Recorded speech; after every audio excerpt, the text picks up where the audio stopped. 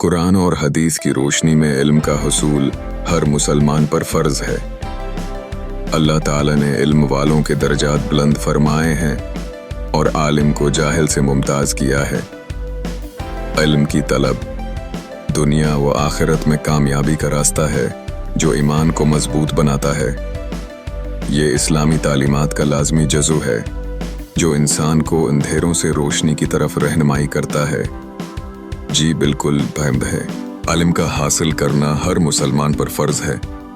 قرآن و حدیث کی روشنی میں قرآن کی روشنی میں قرآن مجید میں کئی جگہوں پر علم کی اہمیت بیان کی گئی ہے۔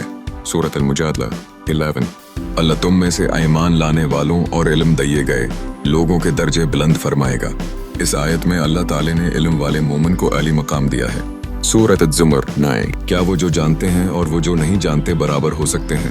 یعنی عالم اور جاہل میں فرق واضح ہے اور علم والے ہی دراصل ہدایت کو بہتر سمجھ سکتے ہیں۔ 2۔ ایک اور حدیث میں ہے، جو شخص عالم کی تلاش میں کوئی راستہ اختیار کرتا ہے اللہ اس کے لیے جنت کا راستہ آسان فرما دیتا ہے۔ علم کے بغیر بندہ نہ نماز درست ادا کر سکتا ہے، نہ عبادت کو صحیح کر سکتا ہے، نہ حلال و حرام میں فرق کر سکتا ہے۔ عالم ہی انسان کو دین و دنیا دونوں میں کامیابی کی طرف لے جاتا ہے۔ عالم کے ذریعے ہی ایمان مضبوط ہوتا ہے اور انسان حق و باطل میں فرق کر پاتا ہے۔ 4۔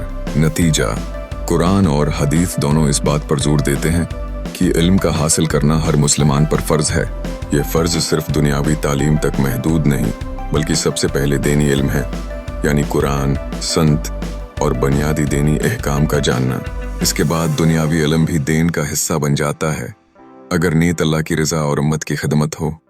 خلاصہ، عالم انسان کو اندھیروں سے نکال کر روشنی میں لاتا ہے، اور یہی وجہ ہے کہ اسلام نے علم حاصل کرنے کو ہر مسلمان پر فرض قرار دیا ہے۔